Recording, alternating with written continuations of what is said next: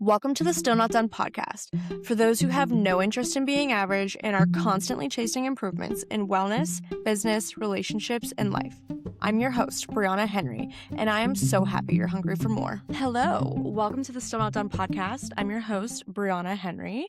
This is where we are going to be talking about leveling up, being still not done in all areas of life, fitness, health, business, relationships, all around. This is going to be your go-to podcast for just always improving and always moving forward. This is episode 1. I am so excited. I've been wanting to start this for a while. I'm also very nervous, so we'll see. I have had an idea to start this for over a year now. I actually had a podcast. Oh my gosh, when was that? Right when COVID started.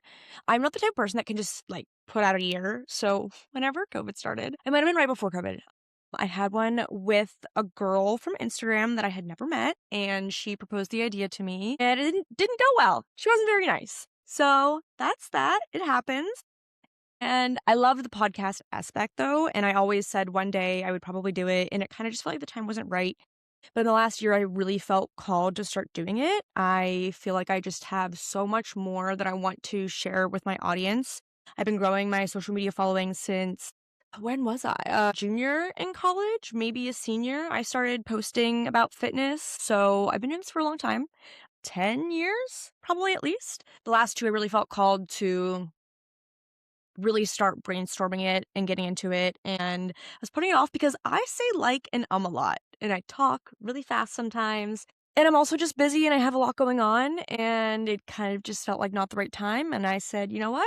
I just have to suck it up and do it because I got shit to say. So welcome. I'm so excited that you guys are here. I thought that episode 1, we could kind of just give you a rundown of myself, who I am, why still not done. Let's start there actually. Once again, I'm Brianna Henry. I own an athletic apparel line called Wayland Apparel. I started it in 2019, so this June will be our 7th birthday. Actually insane, largest commitment of my life. And it is my baby. It is my entire existence, and I absolutely love it. Still Not Done is our slogan. I've told this story once or twice before, but a lot of people probably don't know where Still Not Done came from. Prior to Wayland, I did online coaching, and I had my personal brand that I was growing. And I started to do t-shirts with little slogans on them, and I did the booty bands with my personal logo. It was like a bee with a barbell that I think I got made on Fiverr for $10. And I was getting t-shirts printed at a local print shop, and I was looking at different websites, choosing which t-shirt shop I was going to do. And one of them, it was a local t-ball team, and they had Still Not Done on their shirt. I'm not going to lie, I stole the shit out of that. I looked it up, wasn't trademarked. And I was like, I fucking love that. Because my really big inspiration back then, one of them was Christian. I still don't know, is it Guzman or Guzman? Christian Guzman. He is the founder of Alphalete. For those of you who don't know, it's a very big athletic apparel brand as well. And he was one of my really big inspirations. And he had Proud But Never Satisfied for Alphalete's slogan. And I really liked that. And I knew that I wanted to find something for myself because, like I said, Wayland wasn't born yet, that was similar. And I saw Still Not Done. It just spoke to me. And I was like, yes. Because I do think it's very important to be happy with how far you've come. As this podcast goes on, you're going to hear me talk about, I'm really big in trying to have positive thoughts and manifestation and the power of positive thinking. You need to express gratitude for the things that you already have and the things that life has given you. And that's very, very important, huge part of it. But I don't understand how people don't want to always try to improve. It is just so ingrained in me. And I don't know if there's possibly a genetic component to this. Some people are just wired this way. I don't know. A lot of it probably comes from how we were raised. My dad was definitely always this way. Very I come from a really family of very hardworking people. And I think that a lot of it comes from that. But also just sports growing up. I became obsessed with competitive cheerleading, and I always wanted to be better. And that's just kind of come, as life's moved on, it's just stuck with me. And I honestly think that it's a common thing for anybody who's an athlete growing up. You get addicted to it and you want to get better. Or if it's academics, you want to get smarter, win the spelling bee, whatever it is. I need water already. So I've always just been very obsessed with self-improvement. And it's fulfilling. It's not I probably have a little bit of messed up, wiring in there where maybe a little too obsessed with self-improvement and getting better, because I do think that there's sometimes it trickles in and I'm like, I'm never happy with like certain things, like, oh my God, like I don't even like my hair because I think it could be better next time. Like even silly little things like great outfit, but it could have been better. So yes, there is a component where sometimes it's too much, but overall, like it is fulfilling. I love the journey and the process of chasing your dreams, of chasing better, of chasing more, like 1% better, that little bit. Like it is fun. It is addicting. I'm obsessed with it. And it's not in a punishment type of way at all. And I think that sometimes it can get demonized, but I love it. I'm obsessed with trying to be better and came across I can yap. This is gonna be a problem. This is just supposed to be the intro of the podcast. I'm obsessed with self-improvement. So I think that a lot of you that are listening to this probably are as well. That's where Still Not Done came from. Literally a T-ball team slogan somewhere in the suburbs of Philadelphia. If anybody out there recognizes that, I stole it. I'm gonna be so real about that. You didn't trademark it. It was a T-ball team. So I have trademarked it now though. So sorry guys. Still Not Done is then it transferred into Waylon's slogan. And if you guys have any Waylon products in the past, I think we've been doing it for 1 or 2 years. On the inside of every product now it says Still Not Done, which is just adorable and we love it. And now we have the Still Not Done podcast. So here we go. I kind of already brushed a little bit on to getting into know me, but I want to start back. Like I mentioned in my younger days, I started competitive cheerleading. Tryouts were the end of 3rd grade. So I started competitive cheerleading 4th grade. And I did that all through high school. For I want to say all of middle school and my freshman year of high school, I also did All-Stars, which is like you can be from any school. So there was a time where I was doing 2 squads at a time. So just practices every night. On Saturdays, you could go to tumbling where it was like not for your team. It was just at the gym. You paid, per hour. And I would literally go for every hour. It was like from like 8 to 1. I would just tumble for all those hours on top of my cheerleading practices. My mom would like bring me lunch and I would just stay there all day because I just fucking loved it. I was obsessed with it. And like me and my friends would always do that. And it was great. I loved it. In high school, I went to Bishop McCourt High School in Johnstown, Pennsylvania. And our cheerleading squad was the shit. I wasn't Catholic, but I went to a Catholic school because they had our coach, John Walker, they're the best in town. He's still the best in town. They're still the best in town. And all my friends went there too. I became friends with like the cheerleading squad, Catholic school cheerleading girls from All-Stars.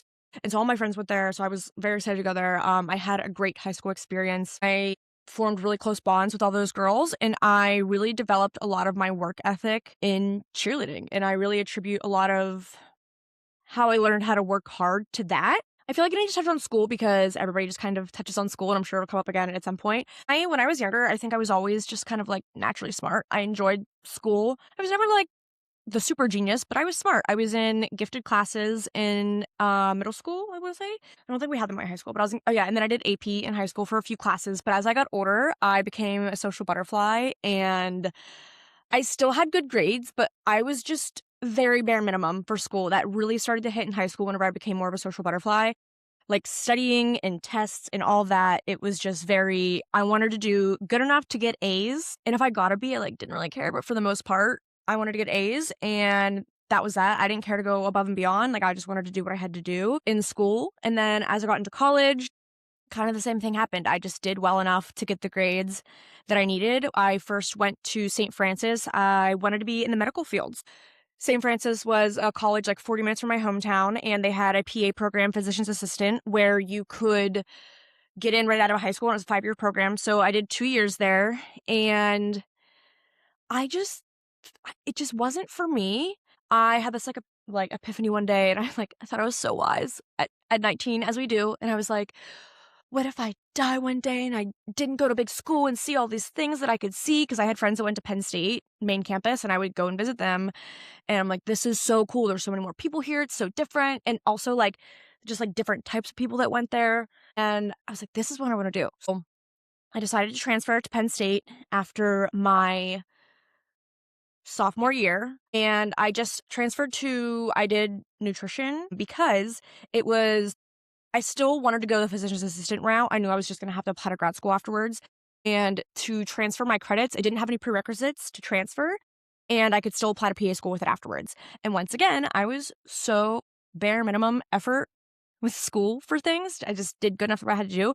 So my advisor was like, do you want to do the nutrition option or the basic science option? I didn't look anything into it. And back then I didn't give a rat's ass about nutrition. I still cheer a little bit in high school. I tried to eat relatively healthy because I was probably always obsessed with being skinny. And I did work out on my own just because I liked it. And I grew up in a household where my dad was always working out and I was just always into fitness because of cheerleading. So I was already kind of doing those things a little bit.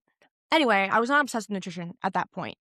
And I was like, I like science, so I'll just do the basic science option. So long story short, I do have a nutrition degree, but the only nutrition class, I took 2 really that were actually nutrition, and one was an elective. I took sports nutrition as an elective, and I loved that class actually, but then there was only one other nutrition class. Otherwise, it was chemistry and physics, which I did very poorly in. And I want to say calculus my senior year after I had not had any math since I was a freshman at St. Francis.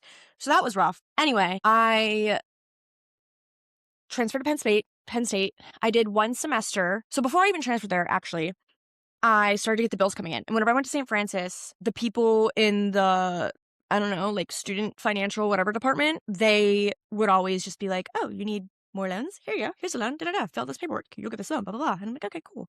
Whenever I transferred to Penn State, I don't know if it's just because it's a bigger school or I don't know what happened, but they were just like, hey, your financial aid doesn't cover all of your schooling. You need, I don't remember the amount, but I want to say looking back, it was only $2,000 or $2,500 or something. And I don't come from money. I couldn't ask my parents for that. And I also grew up, my parents did give me money here and there and, they helped for things and blah, blah, blah. But I felt wrong. I didn't want to ask my parents for money. It just didn't feel right. That's just how things were. And so I needed an extra, I want to say it was only $2,000, but I could be wrong, for school. And I'm freaking out. I'm having a mental breakdown.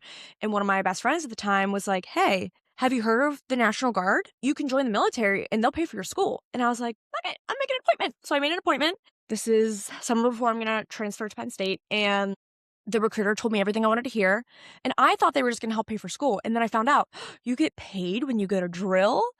And I can get a monthly payment that was going to help while I was in college and blah, blah, blah, and all these things. And I'm like, this sounds great. So I swore into the military without telling my parents. I told them after I swore in, and it was World War III in my house. My mom was freaking out. It was not good. But I joined the military. So I did 1 semester at Penn State, and then I had to leave for basic training. And I went away so basic training, I want to say is 10 weeks, or is it 13?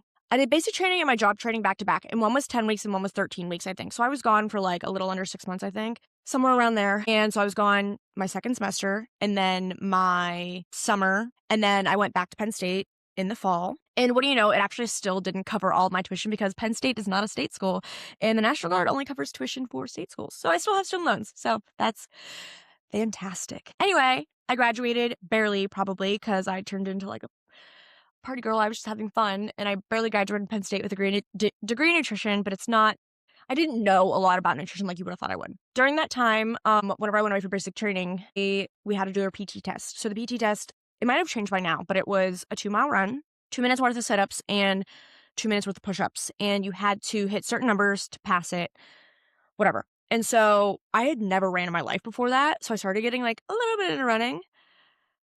And then the sit-ups and push-ups, I got to the point where I was doing more push-ups than a lot of the boys. I was cranking them out. I was sending it. I got really good at it.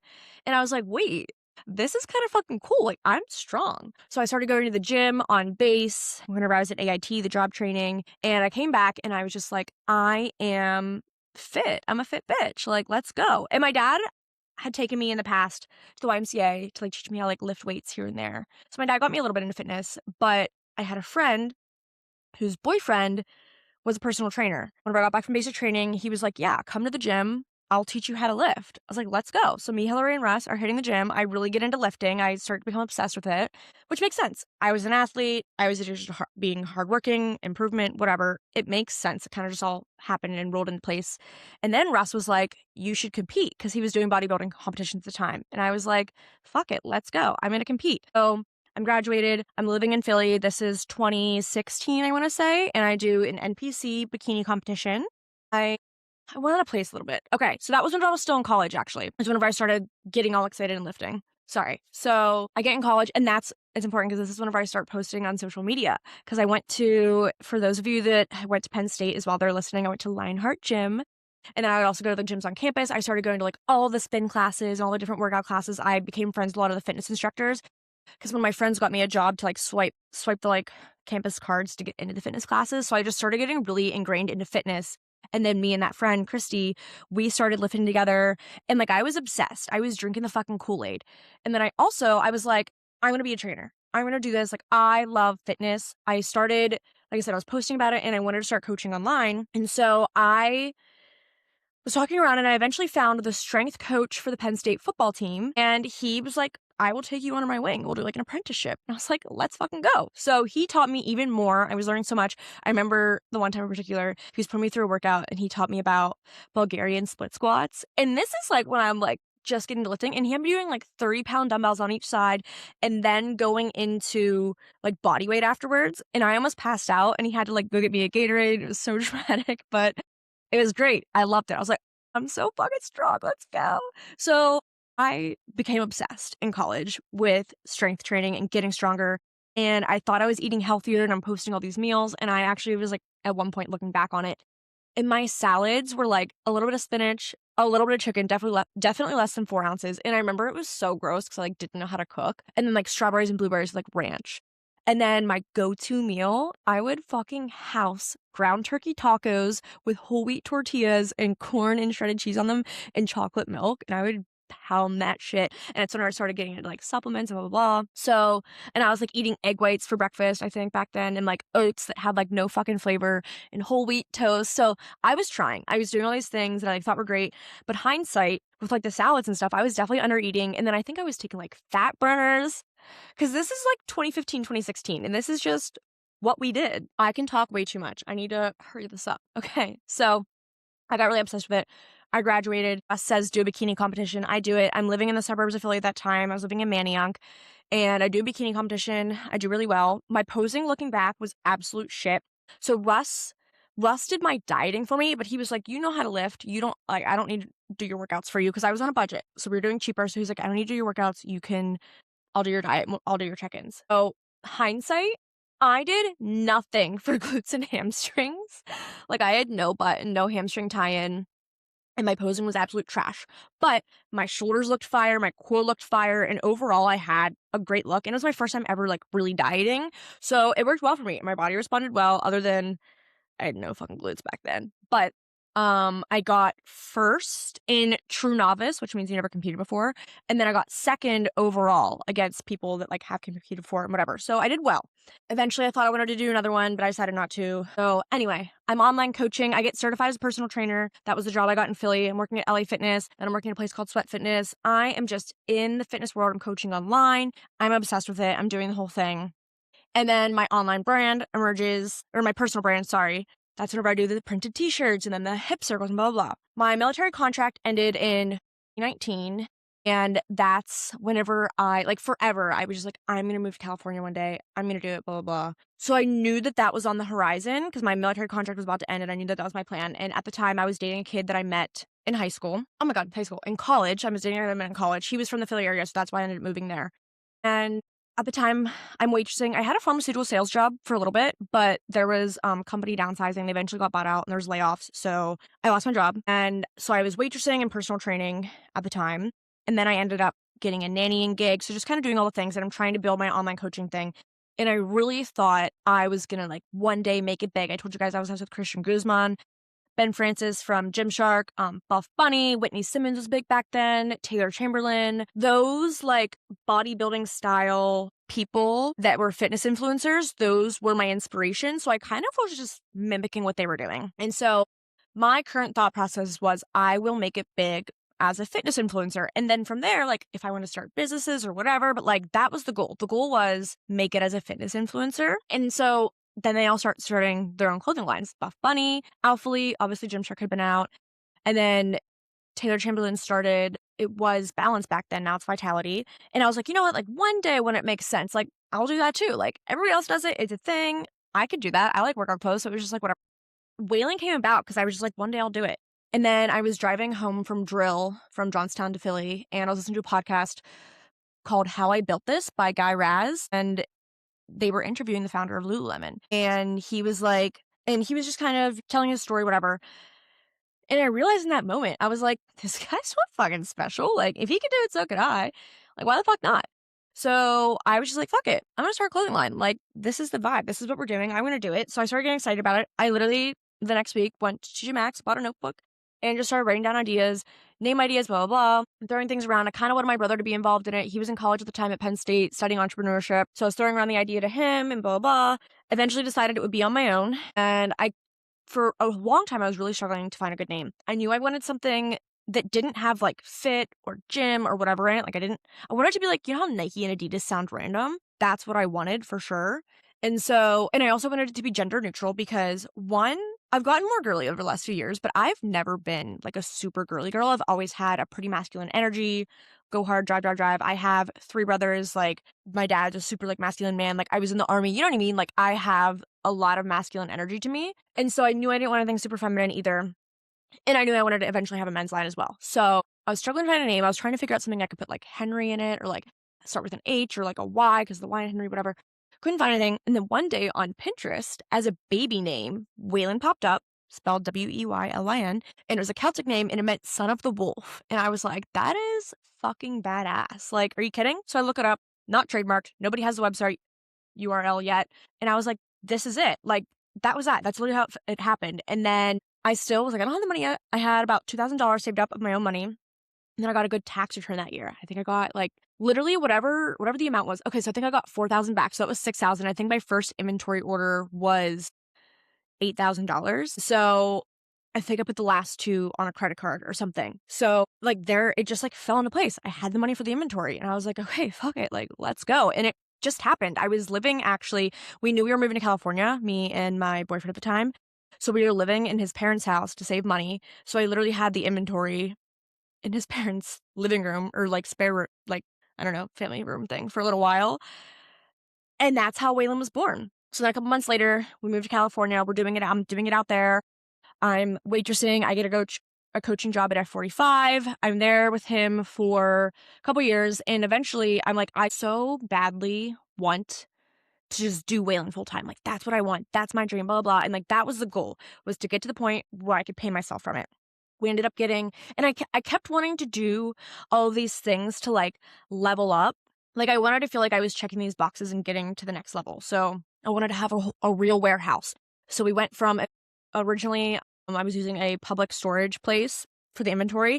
And then I moved it to upgraded and we got a 2-bedroom and I put it in the spare bedroom. And at that point, I had asked my ex to join because I thought I was going to marry this kid. And so I was like, what is the point of, like, I want to be an entrepreneur also so that I have the freedom to, like, go wherever. And if he has to have a normal job, then we can't go wherever. So I want him to be part of it. So I asked him to be in. So we're both working on it. It's in the spare bedroom. And eventually we upgrade and we get a warehouse space. And I was also like personal training people out of the back of it.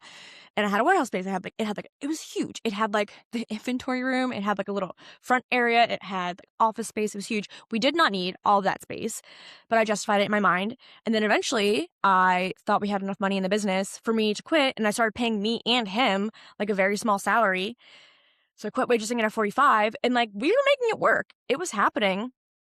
But in hindsight, it was really fucking dumb. Like I just wanted it so badly. I don't even think that it was necessarily that I was trying to prove to anybody that I was at a certain point. I mean, yeah, like that might have added in a little bit to it as well, but I just loved it so much and I wanted to do it full time and I wanted it to be successful and I wanted it to keep growing. So I wanted to keep taking these steps towards, the next big thing, the next improvement, blah, blah, blah. And hindsight, I was doing it all way too fast.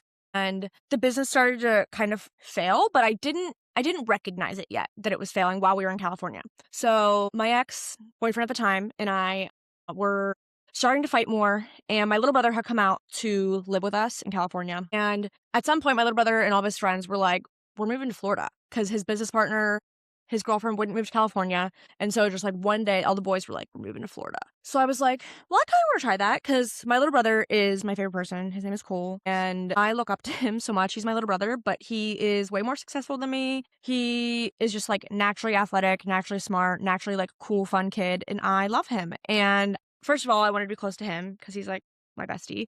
And then also, for any of you that really know, like, Christian Guzman and Alphalete and whatever. So Christian is married to Heidi. They both own Alphalete and Buff Bunny Collection. And then their best friend is Max Tuning, he just sold Sour Strips, and he had Ever Forward clothing line. And then they had their friend Sholly.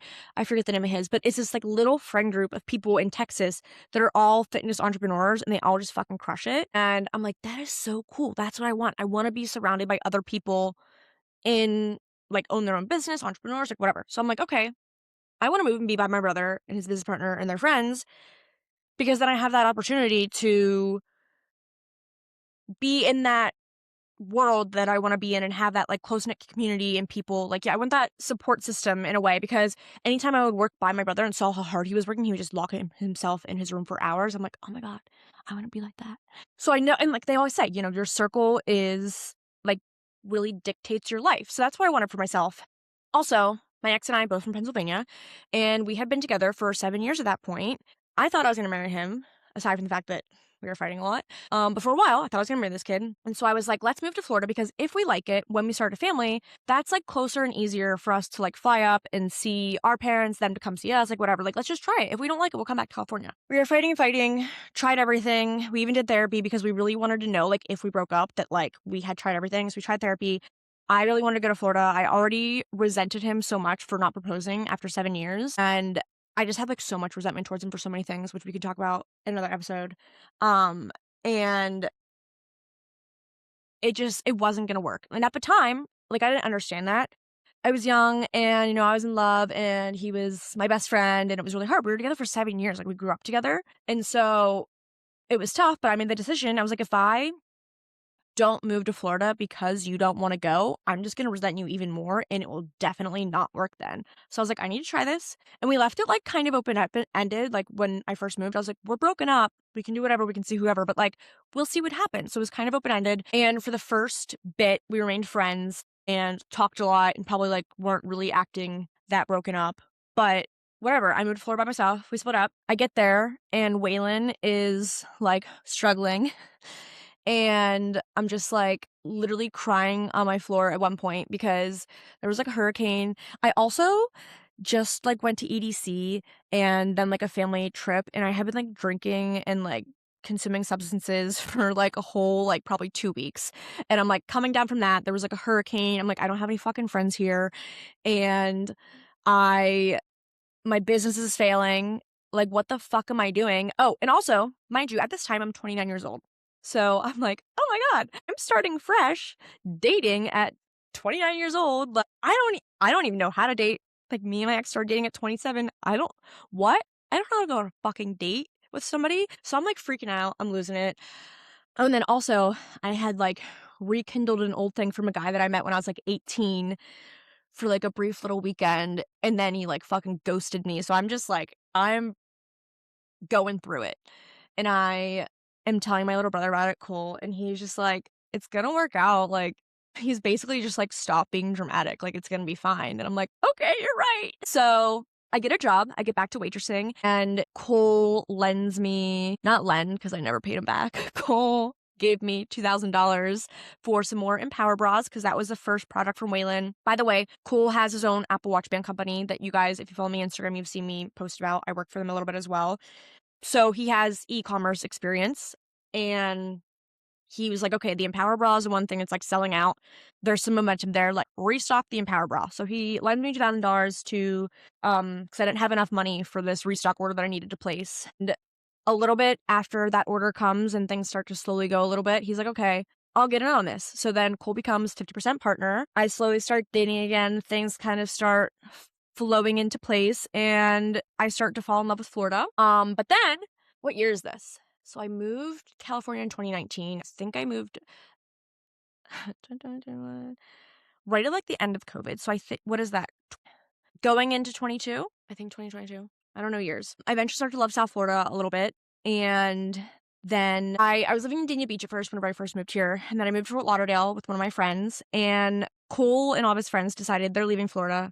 They're going to go travel. And then my roommate at the time meets a guy and moves out. And I was just like, okay, like at some point I'll break the lease. Like, I'm not going to make you pay rent forever, but like, let's find the right time. My best friend from college moved down to St. Augustine, and I became friends with like her friends and her family up there, which St. Augustine is North Florida, for those of you who don't know. And then I was also seeing a guy that lived in New Smyrna at the time, and I'm the type of girl that like, if I like a guy, I'm like, oh my God, this is the one. We're getting married, like literally as immediately. It was a problem when dating, but it is what it is. I'm a fucking lover girl. And so I'm like, you know what? It doesn't matter. Even if I don't like say so my friends are trying to talk me into moving up there. All my friends from down here are moving away, blah, blah, blah. And I'm like, you know what? Even if I don't like it, like me and said New Smyrna boy are probably gonna get married. So I'll probably be moving in with him like shortly after. Mind you, he didn't even ask me to be his girlfriend yet.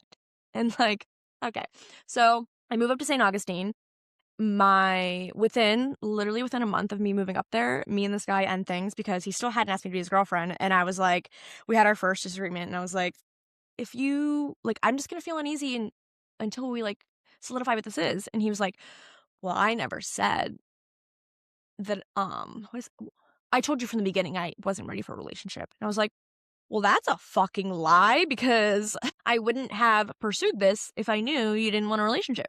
I'm a relationship girl. So anyway, we end things, and I'm trying to date in St. Augustine, and I'm just slowly realizing it is not for me. I didn't grow up a city girl, but I had become a city girl living in Long Beach, California, and then living in Fort Lauderdale. I had become spoiled to all the little bougie workout classes that are so great, the cute little bougie restaurants and blah, blah, blah.